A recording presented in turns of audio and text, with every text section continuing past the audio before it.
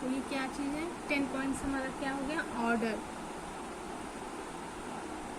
ठीक है, order. Order मतलब क्या हो गया, for ensuring smooth flow of work and efficient use of physical and human resources, people and materials should be in the right place at the right time. Everything and everyone should be in the right place. यहाँ order का मतलब हो गया sequence.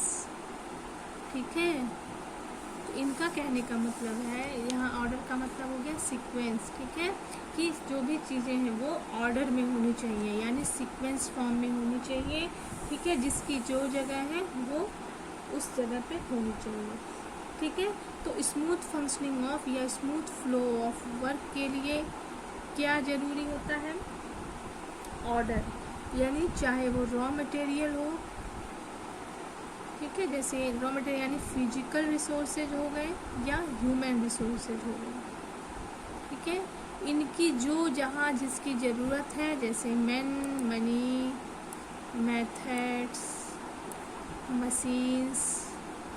ठीक है, man, money, method, machines, material, ये क्या है हमारे, these all are physical and human resource. ठीक है, ह्यूमन रिसोर्स में हमारा हो सकता है एम्प्लॉय हो गया, वर्कर्स हो गए। ठीक है, और फिजिकल रिसोर्सेज में हमारे हो सकते हैं मशीन, मटेरियल, मेथड, मनी, ये सारी चीज़ें हो सकती हैं। ठीक है, तो इनका बेटर यूटिलाइजेशन कहाँ हो सकता है। ठीक है, ये चीज़ें सीक्वेंस में होनी चाहिए, ऑर्डर में होनी चाहिए, ताकि जो वेस्टेजेस हों वो कम से कम ऑर्गेनाइजेशन में हो सके। ठीक है, right people in the right place, मतलब अगर आपके ऑर्गेनाइजेशन में एम्प्लॉय की ज़रूरत है, ठीक है, तो मान लीजिए आपको मैन्युफैक्चरिंग डिपार्टमेंट के में एक पर्सन की ज़रूरत है। ठीक है, अगर आपको लगता है आपके ऑर्गेनाइजेशन में कोई ऐसा पर्सन है who is specialised in manufacturing work या मैन्युफैक्चरिंग, ठीक है, मैन्युफैक्चरिंग में स्पेशलाइज्ड है वो बहुत अच्छे से, तो आप इस पर्सन को दूसरे जगह से इस जगह पे प्लेस कर सकते हो। Means a right person should be in a right place. ठीक है, और अगर आपको लगता है कि ऐसे पर्सन ऑर्गेनाइजेशन में नहीं है तो यू विल रिक्रूट, तो आप क्या करोगे, उनको रिक्रूट करोगे। ठीक है, उनको आप रिक्रूट करेंगे। ठीक है, और वो पर्सन कैसे पर्सन रिक्रूट करेंगे, who have a specialisation in manufacturing. ठीक है,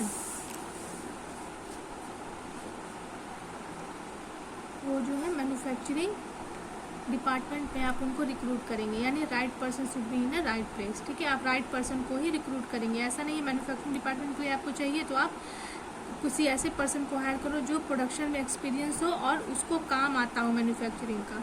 ठीक है, तो ये क्या होगा, कहीं ना कहीं इतना बेटर रिजल्ट नहीं देगा। ठीक है, तो इनका यही कहने का मतलब था, चीज़ें ऑर्डर में होनी चाहिए। ठीक है, एक ऑर्डर होनी चाहिए जो कि ऑर्डर में फॉलो होनी चाहिए। ठीक है, ठीक है, ये हो गया हमारा 10 पॉइंट। 11 पॉइंट्स क्या हैं, इक्वालिटी। इक्वालिटी मतलब होता है समानता। ठीक है, इक्वालिटी होनी चाहिए। The principle state that managers should give equal, fair and kind treatment to their employ. ठीक है, there should be equality between employ to employ, employ to employer. मतलब जो भी एम्प्लॉय हमारे ऑर्गेनाइजेशन में काम कर रहे हों, जो भी मैनेजर्स हों, हायर अथॉरिटी हो, जो भी हो, उसके बीच में क्या होना चाहिए, there should be an equality. ऐसा नहीं होना चाहिए कि अगर कोई एम्प्लॉय किसी का रिलेटिव है, ठीक है, तो हम उसको ज़्यादा प्रायोरिटी दें, उसका इंक्रीमेंट उसको हम दें, उसका प्रमोशन करें, ऐसा नहीं। इक्वालिटी तब आएगी जब आप अकॉर्डिंग टू वर्क जजमेंट करोगे। ठीक है, फेवरेटिज्म जिसको होता है ना, फेवरेटिज्म को नहीं फॉलो होना चाहिए। There should be not a favouritism. ठीक है, यहाँ इक्वालिटी होनी चाहिए। वो इक्वालिटी चाहे सैलरी के बेसिस पे हो, चाहे पोस्ट के बेसिस पे हो सकती है, या प्रमोशन। ठीक है, ये सारी चीज़ों में इक्वालिटी होनी चाहिए। ठीक है, अगर एक वर्कर या एक लोअर एम्प्लॉय लेवल का एम्प्लॉय भी अगर बहुत अच्छा परफॉर्म करता है तो यू शुड प्रमोट हिम। ठीक है, आप उसको प्रमोशन भी दोगे, उसको रिकॉग्निशन दोगे। ठीक है, ये सारी चीज़ें भी होनी चाहिए। ठीक है, तो कहने का यही मतलब था यहाँ कि इक्वालिटी होनी चाहिए, समानता होनी चाहिए, एम्प्लॉय का एम्प्लॉय के बीच में फेवरेटिज्म नहीं होना चाहिए। जो रूल्स एक पर्सन के लिए फॉलो हो रहा है वही रूल्स सारे लोगों के लिए फॉलो होना चाहिए। ऐसा नहीं होना चाहिए ये लोअर एम्प्लॉय है, ये मिडिल है, या ये हायर अथॉरिटी है, या ये किसी का रिलेटिव है, या टॉप मैनेजमेंट का कोई रिलेटिव है या रिलेशन में है, ठीक है, या ये हमारा फेवरेट कैंडिडेट है, ठीक है, ये हमारी बातें बहुत सुनता है इसलिए हम उसको प्रमोट करते नहीं। आप काम के बेसिस पे, जिस वर्क के लिए वो असाइन किया गया उसके बेसिस पे आप उसको जजमेंट करोगे हमेशा हर लेवल पे, ठीक है। तो यहाँ इक्वालिटी होनी चाहिए, ठीक है। Stability of tenure of personnel बहुत इम्पॉर्टेंट पॉइंट है किसी भी ऑर्गेनाइजेशन के लिए, ठीक है। ये बहुत अच्छा पॉइंट है, ठीक है। 12 बट इस टाइम हमको नहीं लगता कोई ऑर्गेनाइजेशन इसको फॉलो करता है, ठीक है। बट ये कहीं ना कहीं ऑर्गेनाइजेशन के रेपुटेशन के लिए, उसके ग्रोथ के लिए, उसके डेवलपमेंट्स के लिए बहुत इंपॉर्टेंट पॉइंट है ये। स्टेबिलिटी ऑफ टेन्योर और एम्प्लॉय के लिए भी उतना ही इम्पॉर्टेंट है। Stability of tenure of personnel, ठीक है। कहने का मतलब यहाँ है कि टेन्योर मतलब एक टाइम पीरियड। टाइम पीरियड किसका हो गया? आपके वर्क का, ठीक है। यानी एक होता है ना टर्नओवर रेशियो, कितने एम्प्लॉय आपके वहाँ वर्क कर रहे हैं और कितने एम्प्लॉय कितने कम समय में आपका ऑर्गेनाइजेशन छोड़कर चले जा रहे हैं, ठीक है। यही चीज़ इस पर डिपेंड है कि there should be a stability of work employ, ठीक है। Since instability is both the cause and effect of bad running, ठीक है। दोनों के लिए, एम्प्लॉय के लिए भी उतना ही हानिकारक है ये, और एम्प्लॉयर यानी ऑर्गेनाइजेशन के लिए भी ये उतना ही हानिकारक है, उतना ही ये बैड है, ठीक है। बैड सिग्नल है, बैड साइन है, ठीक है। The management should provide stability of employment to its personal. Management को हमेशा इस बात का ध्यान रखना चाहिए कि जो भी स्किलफुल पर्सन, ठीक है, स्किलफुल पर्सन एक तरीके का इनका ह्यूमन रिसोर्स होता है, ठीक है। ह्यूमन रिसोर्स है ये इनका, ठीक है, इम्पॉर्टेंट है इनके लिए, ठीक है। उनको ध्यान देना चाहिए कि जो भी एम्प्लॉय इनके वहाँ वर्क कर रहे हैं उनको ये उनकी जॉब के प्रति स्टेबिलिटी दें, यानी सिक्योरिटी दें। ऐसा ना हो पर्सन अभी ज्वाइन किया और 6 महीने में ही इसने जॉब को छोड़ दिया और चला गया, क्योंकि अगर यही चीज़ रिपीट रहेंगी, हर 6 महीने पे कोई पर्सन जाता है तो कहीं ना कहीं आपके वर्क पे, आपके काम पे बहुत ज़्यादा इफेक्ट पड़ता है। हो सकता हो दिखाई ना देता हो, ये बाद में पता चले, बट इनडायरेक्ट हो, लेकिन ये चीज़ बहुत इफेक्ट करता है। कोई पर्सन अगर किसी पोस्ट पे आया है तो उसकी क्या होती है? ट्रेनिंग होती है, ठीक है। फिर वो क्या करता है? धीरे धीरे आपके काम को सीखता है, ठीक है, फिर वो एक्सपर्ट हो जाता है। अब उसको प्रॉज एंड कॉन्स सारी चीज़ें पता होती हैं आपके उस वर्क से रिलेटेड, उस काम के रिलेटेड, ठीक है। उसने जो भी एक्सपीरियंसेस गेन किया है उसके अकॉर्डिंग वो अपनी स्किल्स को, अपनी एबिलिटीज़ को यूटिलाइज करता है, ठीक है। अगर ये पर्सन जॉब को 6 महीने में स्विच कर देता है just because of organisational fault, मतलब हो सकता है उसकी सैलरी ना इंक्रीमेंट करें आप, या जो प्रोमिसेस हुए हों, या उसको ऐसा वर्किंग इन्वायरमेंट ही आप ना दिए हों, या जो भी चीज़ें उसको वहाँ ग्रीवेंसेज उसके ना सॉर्ट आउट हुए हों, मतलब उसकी जॉब की सिक्योरिटी ना आप खुद उससे उसको हटा दें, ठीक है। तो ये सब चीज़ें क्या होंगी? कहीं ना कहीं ऑर्गेनाइजेशन के लिए बहुत ही बैड रनिंग है, यानी बहुत ही बैड साइन है। फिर क्या होगा? अगर आप नया पर्सन रिक्रूट करते हो तो फिर आपको सेम प्रोसेस से गुजरना होगा, ठीक है। और अगर ठीक है, अगर ये हम सिक्योरिटी देते हैं एम्प्लॉय को, ठीक है, हमारे ऑर्गेनाइजेशन में ज़्यादा से ज़्यादा समय तक रहे, अगर ये पर्सन 10 साल तक आपके ऑर्गेनाइजेशन में रह जाता है या 5 साल तक रह जाता है तो कहीं ना कहीं इसकी धीरे धीरे क्या होगी? प्रोडक्टिविटी, जो काम ये 8 घंटे में कर लेता था वो हो सकता है 5 घंटे में आप कंप्लीट कर लेता हो, बिकॉज ऑफ एक्सपीरियंसेस, ठीक है। तो ये सारी चीज़ें बहुत इंपॉर्टेंट होती हैं ऑर्गेनाइजेशन के लिए।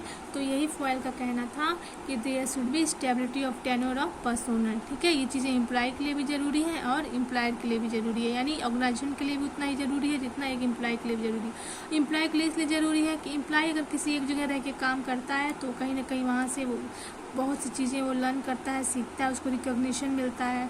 ठीक है, उसकी सैलरी इंक्रीज़ होती है, उसको प्रमोशन मिलता है, वो एक पोस्ट से दूसरे पोस्ट पे जल्दी जल्दी प्रमोट होता है। ठीक है, तो कहीं ना कहीं अगर वो आगे की तरफ बढ़ता जाएगा तो ज़रूर उसको कई एक्सपीरियंसेस उसको मिलते जाएंगे, क्योंकि वर्क ऑफ नेचर चेंज होगा, इन्वायरमेंट चेंज होगा, लोगों से मिलना जुलना चेंज होगा। ठीक है, ये सारी चीज़ें चेंज होती रहती हैं। तो कहीं ना कहीं ये एम्प्लॉय के लिए भी बहुत फ़ायदेमंद होता है। अगर एम्प्लॉय भी हर जगह से 6-6 महीने पे छोड़ेगा तो कहीं ना कहीं ये चीज़ उसके लिए एक ड्रॉबैक हो जाएगी। ठीक है, उसके दूसरे जॉब के लिए। तो ऑर्गेनाइजेशन के लिए भी उतना ही ज़रूरी है स्टेबिलिटी ऑफ टेन्योर, और एम्प्लॉय के लिए भी उतना ही ज़रूरी है। ठीक है, तीसरा क्या है, 13 पॉइंट इज इनिशिएटिव्स।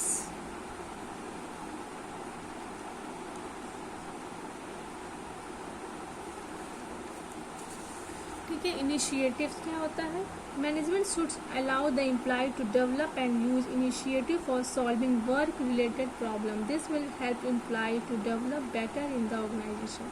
ठीक है, मैनेजर को क्या करना चाहिए, अपने एम्प्लॉय को ऑर्गेनाइजेशन में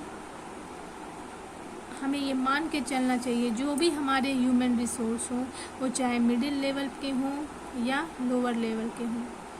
ठीक है, इन लोगों के काम के दौरान इन लोग को इतना एक्सपीरियंस हो जाता है वर्क का, इतने स्किल्ड हो जाते हैं ये लोग। ठीक है, या हो सकता है ये बहुत स्किल्ड हों और मैनेजमेंट को नहीं पता हो। ठीक है, या ये किसी वजह से हो सकता है मिडिल या लोअर लेवल के एज ए एम्प्लॉय वर्क कर रहे हों, बट इनके अंदर एबिलिटी और स्किल्ड इनका किसके बराबर में है, top level. Means decision making power इनके अंदर अगर ज़्यादा है, ठीक है, तो हमको इस चीज़ को आगे के लिए प्रमोट करना चाहिए। ठीक, इनिशिएट करना चाहिए। ये ऑर्गेनाइजेशन भी इनिशिएट कर सकता है, एम्प्लॉय को भी इनिशिएट करने का मौका देना चाहिए।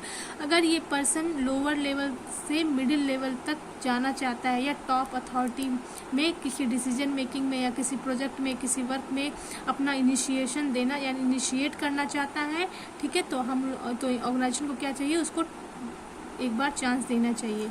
ठीक है, क्योंकि हो सकता है इस पर्सन के अंदर एबिलिटी किसकी हो, डिसीजन मेकिंग की एबिलिटी हो, थिंकिंग एबिलिटी हो, ठीक है, रूल रेगुलेशन बनाने की एबिलिटी हो। ठीक है, तो हमें एम्प्लॉय को भी क्या करना चाहिए, उनको भी मौका देना चाहिए कि वो खुद को इनिशिएट कर सके डिसीजन मेकिंग में या ऑर्गेनाइजेशन के हर उस वर्क में जिसमें टॉप अथॉरिटी या मिडिल अथॉरिटी भी काम करती है। जैसे आप समय समय मीटिंग्स बुला सकते हो, मिडिल लेवल के साथ उनकी मीटिंग में उनको भी मौका दे सकते हो। अगर कोई ऑर्गेनाइजेशन कोई प्रोजेक्ट पे काम कर रहा है या किसी डिसीजन मेकिंग में या ऑर्गेनाइजेशन को कोई डिसीजन लेना है, फ्यूचर के लिए कोई प्लानिंग करनी है, तो आपको लोअर लेवल या मिडिल लेवल एम्प्लॉय को भी मौका देना चाहिए कि वो खुद को भी इनिशिएट कर सकें।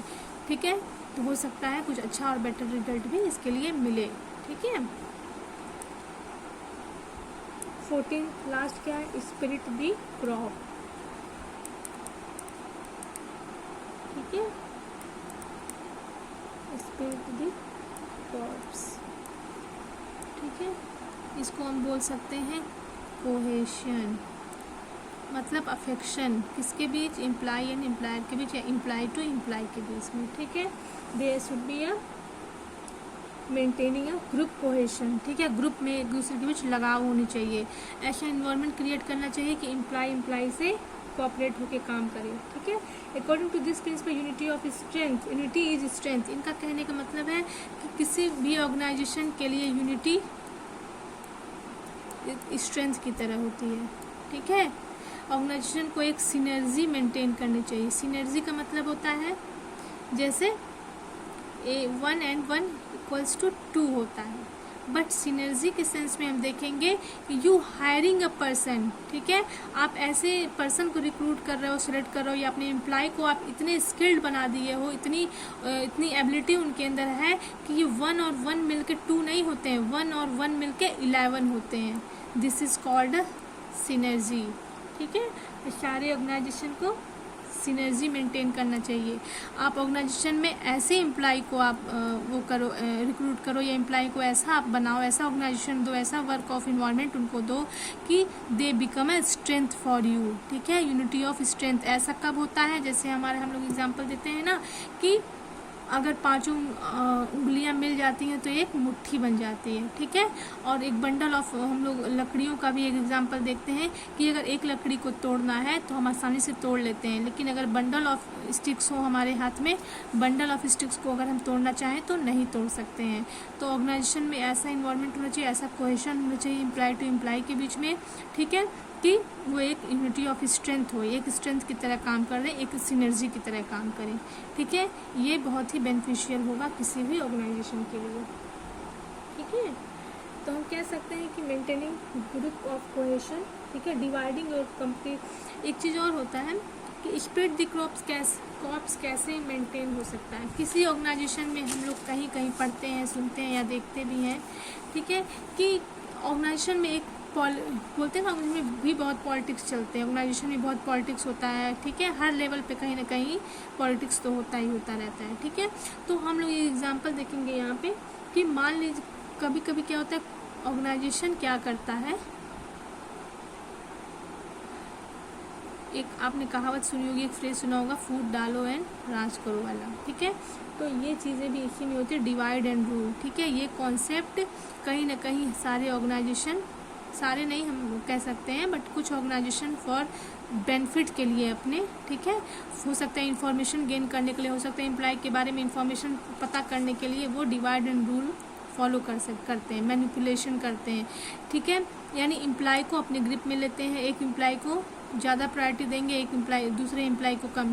ठीक है, वो एक सेम सब प्रॉमिस, सेम सी बातें सारे एम्प्लॉय से करते हैं। ठीक है, लेकिन हमें लगता है कि वो ये प्रॉमिस या ये बिलीफ, ये जो भी विश्वास ऑर्गेनाइजेशन है हमारे ऊपर कर रहा है, बट ऐसा नहीं होता है। ठीक है, तो और हम क्या करते हैं, अपनी जो भी चीज़ें, जो भी इंफॉर्मेशन है ये इनको देते हैं। ठीक है, तो ऐसे क्या होता है, एम्प्लॉय का एम्प्लॉय के बीच में कोहेशन नहीं रहता है, कॉम्पिटिशन जनरेट हो गया रहता है। ठीक है, वो आपस में कॉम्पिटिशन करते हैं। ठीक है, एक दूसरे की जो भी लूज पॉइंट्स है या जो भी वर्क में प्रॉब्लम है वो तुरंत टॉप लेवल तक वो पहुंचा देते हैं। ठीक है, तो ये चीज़ें भी ठीक नहीं है, डिवाइड एंड रूल। ठीक है, हम इसी तरह एक चीज़ इसमें कहा गया है कि dividing your competition is a clever tactics. ठीक है, आप इम्प्लाई, एक एग्जांपल देखते हैं, मान लीजिए ABCDE है, इनके बीच में अगर कोई ऑर्गेनाइजेशन एज अ कंपटीशन या कोई वर्क दे देता है, एक प्रोजेक्ट दे देता है, ठीक है, एक प्रोजेक्ट दे देता है और इस प्रोजेक्ट पे इन सभी को काम करना हो, ठीक है, और एक कर देता है कि जो इस प्रोजेक्ट को बहुत अच्छे से काम करेगा उसको इतना बोनस मिलेगा, इतना प्रमोशन मिलेगा। ठीक है, उसको बोनस मिलेगा, प्रमोशन मिलेगा। ठीक है, उसका इंक्रीमेंट होगा। ये सारी चीज़ें अगर वो करता है और इन सभी को एक प्रोजेक्ट पे काम करने का मौका देता है तो इन लोग के बीच में कंपटीशन की भावना जागृत होगी। ठीक है, वो कंपटीशन के भाव से काम करेंगे। But dividing your team is serious error. But अगर आप इस सभी को डिवाइड करते हो, यानी सबको मैनिपुलेट करते हो, ठीक है, सबको जो है अपने ग्रिप में लेने की कोशिश करते हो कि इस ए को लगे कि एफ प्रोजेक्ट केवल हम ही को असाइन किया गया, हम ही को इसको करना है, हम ही इसके लिए सुटेबल है, बी को भी यही चीज़ लगे, सी को भी लगे, डी को भी, ई को भी। जबकि ये क्या होंगे, आपस में कंपटीशन नहीं क्रिएट करेंगे, आपस में ग्रीवेंसेज ले आएंगे, एम्प्लॉय टू एम्प्लॉय के बीच में कहीं ना कहीं प्रॉब्लम क्रिएट होगा। ठीक है, तो ये सारी चीज़ें आपके वर्क पे, जो ऑर्गेनाइजेशन का काम है, जो वर्क है, उस पर पड़ेगा। ठीक है, तो आपका काम अच्छे से नहीं होगा। ठीक है, एम्प्लॉय की प्रोडक्टिविटी कम हो जाएगी, आपको एक ग्रीवेंस रिड्रेसल कमेटी बनानी पड़ेगी। ठीक है, फिर उसमें टाइम कंज्यूम होगा, आप एम्प्लॉयों का इसमें प्रॉब्लम सॉर्ट आउट करेंगे। ठीक है, कहीं ना कहीं पर्सनल इंटरेस्ट यहाँ फॉर्म होने लगेगा। ठीक है, जनरल इंटरेस्ट फॉर्म होने लगेगा। ठीक है, ऑर्गेनाइजेशन का इससे बहुत नुकसान होता है। तो इसीलिए ये कहा गया, dividing your competition is a clever tactics but dividing your team is a serious error. ये किसी भी ऑर्गेनाइजेशन के लिए बहुत घातक होता है, बहुत खराब होता है, बहुत खतरनाक होता है। ठीक है, तो ये सारी चीज़ें थी 14th प्रिंसिपल। ठीक है, ये 14 प्रिंसिपल्स उन्होंने दिया था। ठीक है, वन बाय वन एक बार हम लोग देख लेते हैं बस। ठीक है, ये क्या क्या थी।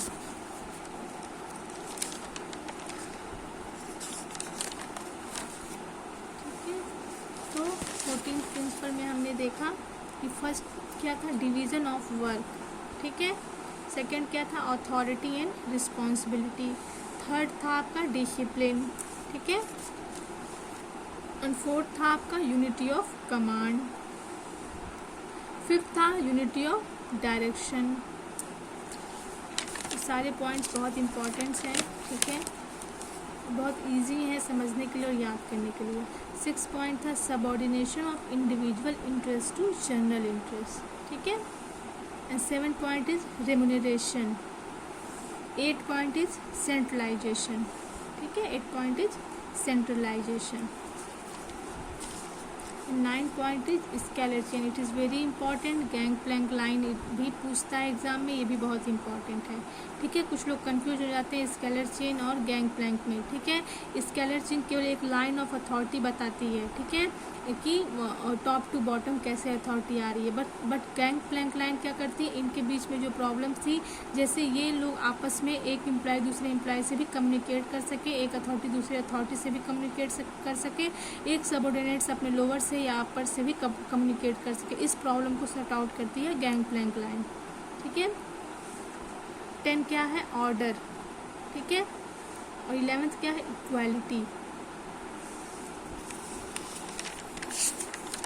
12 पॉइंट्स हमारा क्या था, 12 पॉइंट इज स्टेबिलिटी